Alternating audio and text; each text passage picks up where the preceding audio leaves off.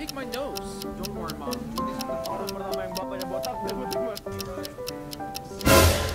Waduh, sudah jam 8 malam. Berapa jam tadi nih ya? Waduh. Oke teman-teman, scene yang kalian lihat sebelumnya, aku jamin banyak di antara teman-teman semua yang pernah ngalamin hal yang sama dengan scene tersebut, termasuk aku juga teman-teman. Dimana kita itu seringkali pengen ngelakuin sesuatu yang produktif, pengen berguna di hari itu, tapi malah kita kehabisan waktu meng-scroll TikTok, nge-scroll sosial media, dan lain sebagainya. Nah, penundaan-penundaan seperti ini sering kali terjadi dalam kehidupan kita, dan sebenarnya itu hal yang fine-fine aja. Nah, yang menjadi problem atau masalahnya adalah ketika penundaan ini menjadi sebuah kebiasaan atau habit. Tentunya ketika kita selalu menunda, kita nggak tahu mengatur waktu dengan baik, itu akan menjadi sebuah masalah dan bisa memberikan hasil yang negatif buat kehidupan kita tentunya. Oleh sebab itu di episode 2 Kaya Dari Buku ini aku mau membahas sebuah buku yang berjudul The Procrastination Cure atau Obat Dari Sifat Yang Suka Menunda-Nunda. Buku ini ditulis oleh Damon Zahariades. Dialah seorang penulis buku yang memang spesialis di buku-buku untuk meningkatkan produktivitas teman-teman ya. Nah, di dalam buku ini sendiri memberikan 15 taktik yang terbukti sukses meningkatkan tingkat produktivitas dalam keseharian manusia, mengatur waktu dengan baik, dan juga mengurangi jiwa menunda-nunda kita tersebut. Nah, aku jamin dengan teman-teman langsung mempraktekkan 15 strategi ini, hidup teman-teman bisa jauh lebih produktif, bisa mengatur waktu dengan baik, tidak ada lagi menunda-nunda, dan hidupmu bisa berubah mulai hari ini. So, tanpa banyak basa-basi, kita langsung aja mulai ya.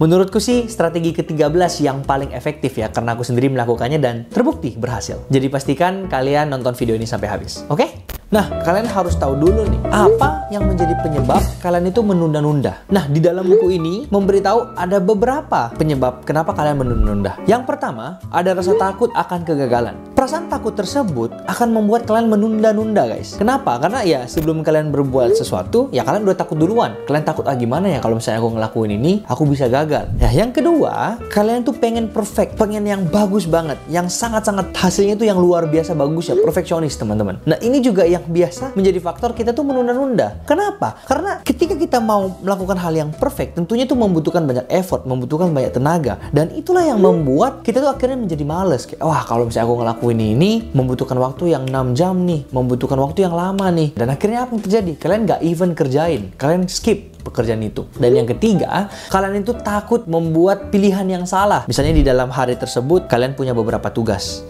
Nah, kalian ini bingung nih, pilih yang mana ya? Yang mana duluan yang aku kerjain ya? Kalau misalnya aku kerjain yang ini, nanti salah lagi. Kerjain yang ini takutnya hasilnya gimana? Nah, overthinking ini yang membuat kalian itu menunda-nunda. Nah, untuk itu, pertama, kalian harus punya mindset dulu nih, bahwa keputusan apapun yang kalian ambil, hasilnya nanti buruk ataupun baik, itu sebenarnya jauh lebih baik dibandingkan nggak sama sekali teman-teman. Ya, daripada kalian hanya diam, takut untuk memulai, mending mulai dulu teman-teman. Itu jauh lebih baik. Dan yang kedua, kalian harus tahu bahwa memang manusia ini dilahirkan untuk melakukan kesalahan. Nggak ada satupun manusia yang tidak pernah berbuat salah. Semua orang pasti pernah berbuat salah. Dan itu oke, teman-teman ya. It's fine gitu. Selama kalian berani untuk maju dan mengambil keputusan, itu bukan kiamat kok. Itu bukan hari dimana kalau kalian buat salah, kelar semuanya. Enggak, teman-teman ya. Jadi mending memulai daripada enggak sama sekali. Itu yang kalian harus catat. Nah, setelah itu, kalian harus temukan cara yang terbaik untuk kalian memulai.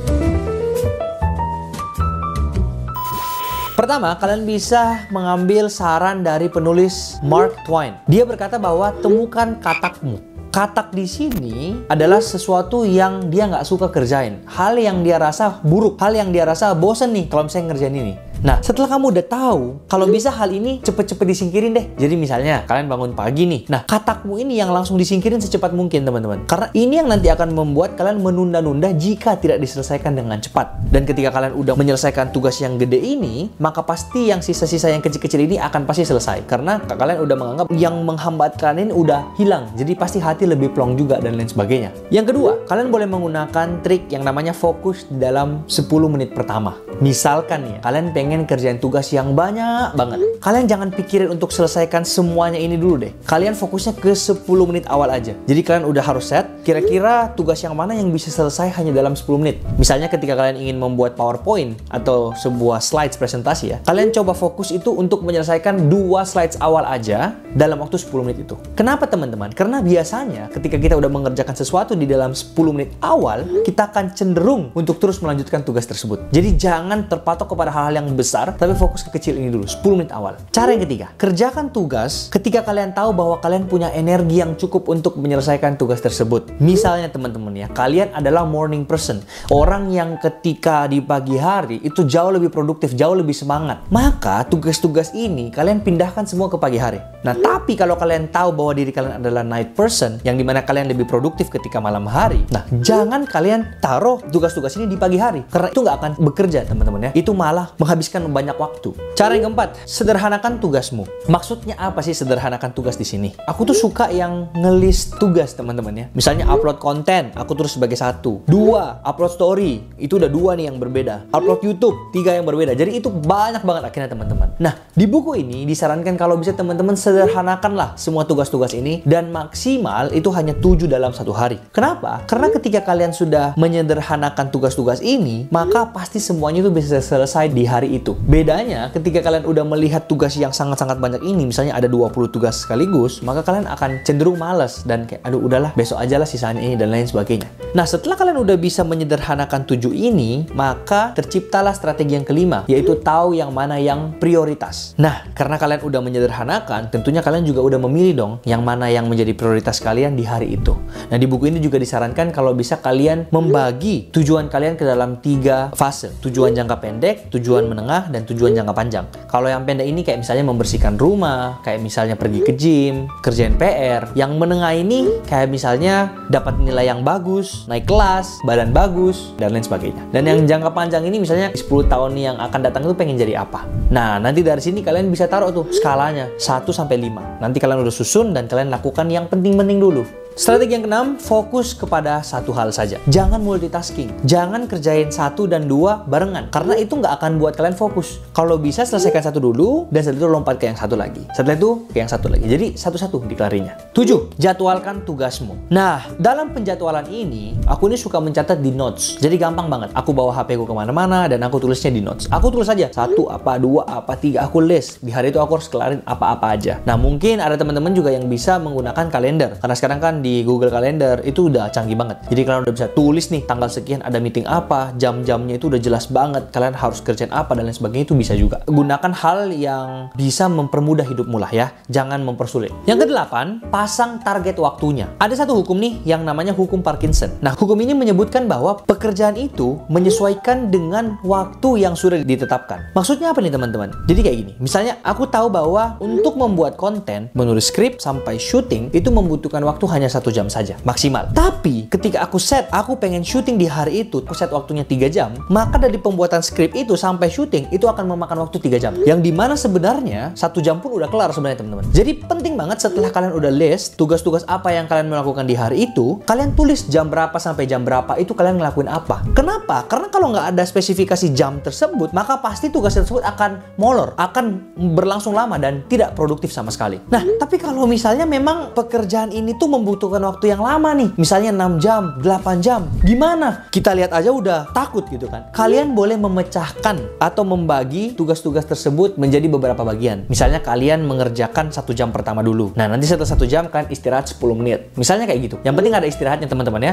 biar tetap produktif. Nah, di sela-sela waktu istirahat tersebut, kalian bisa untuk berdiri dari kursi, kalian bisa meregangkan badan, kalian istirahat sebentar, dan balik lagi ke kerjaan kalian. Jadi jangan langsung sekaligus disikat semuanya teman-teman, karena ujung-ujungnya pasti kalian akan hilang fokus dan lain sebagainya. Strategi yang ke-10, hilangkan semua gangguan yang dapat menyebabkan penundaan tersebut. Dan untuk hal ini, paling banyak itu adalah handphone, sosial media. Ya, aku tahu aku juga anak muda dan terkadang ketika niatannya itu pengen nyari konten, nyari inspirasi, nge-scroll, malah kebablas buka yang lain, nonton yang lain, yang akhirnya kelewat gitu loh waktunya. Tapi, ada satu cara yang sering banget aku lakukan juga, dan direkomendasi oleh buku ini juga, kalau bisa HP tersebut dijauhkan dulu untuk beberapa waktu yang kalian udah tentukan. Misalnya sejam. Nah, sejam tersebut kan airplane mode, fokus dulu nih, selesaikan dulu baru nanti ambil HP lagi gitu. Atau mungkin kalau yang buat komputer kalian bisa pakai mode yang stay fokus atau apa, mereka juga punya ya. Jadi bisa tetap fokus mengerjakan tugas kalian. Strategi ke-11, mencapai lebih banyak dengan melakukan lebih sedikit. Apa sih maksudnya mencapai lebih banyak tapi melakukan lebih sedikit gitu?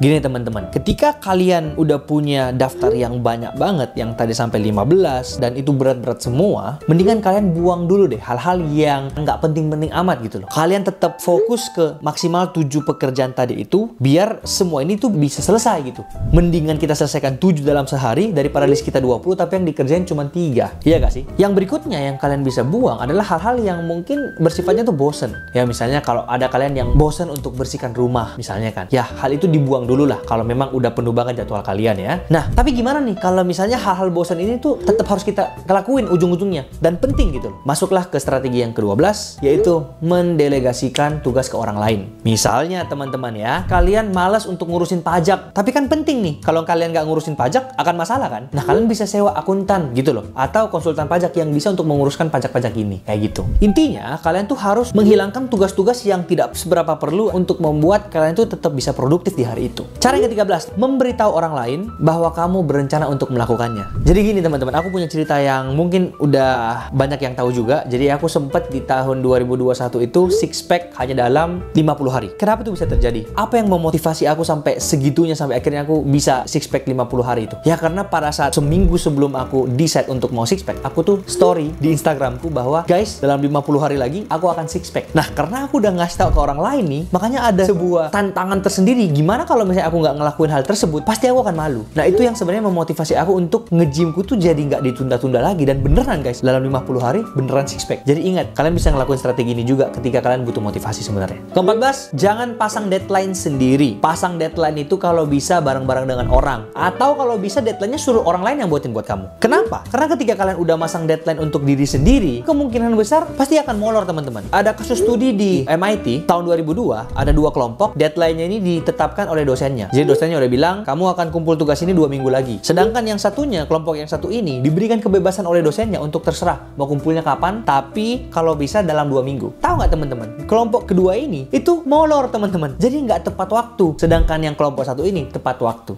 Jadi ini adalah hal yang bisa kalian ikutin juga untuk membangun produktivitas. Mungkin ketika kalian mau produktif di hari itu, kalian bisa ngasih tahu teman kalian bahwa, hai hari ini, aku ada 7 tugas nih, aku harus kerjain. Dan kalau aku nggak selesaikan 7 tugas ini, dapat hukuman apa? Tentunya itu bisa banget untuk membantu kamu bisa tetap stay fokus dan stay produktif di hari itu. Dan yang paling terakhir adalah kelilingi dirimu dengan orang-orang yang positif. Ini menurutku hal yang nggak bisa kita sepelekan juga, karena dengan adanya orang-orang yang positif di sekeliling kita, adanya orang-orang produktif, tentunya kita sendiri akan termotivasi untuk lebih produktif setiap hari, untuk lebih bersemangat, karena orang-orang positif ini ya benar-benar positif ya. Kalau misalnya mereka yang jauh lebih sukses dari kita bisa belajar banyak tentunya dari mereka juga. So, videonya cuman sampai di sini aja. Aku harap teman-teman bisa belajar banyak banget dari video ini, karena tentunya aku juga sendiri belajar banget juga dari video yang aku buat. Dan aku berharap banget kalian bisa langsung praktekin semua ini, biar nggak hanya sekedar seperti angin berlalu aja ya, tapi bisa memberikan dampak yang positif dan bisa mengubah hidup kalian. So, jika kalian suka dengan video ini, kalian boleh untuk support channel ini hanya dengan sesimpel subscribe, like, dan share mungkin ke teman-teman kalian. Dan kalau kalian ada ide buku apa yang aku akan bahas lagi di video berikutnya, boleh banget tuliskan pendapatmu di kolom komentar bawah. So, seperti biasa, see you in the next video. Saya Samuel Chris, mengundurkan diri dari tempat kejadian.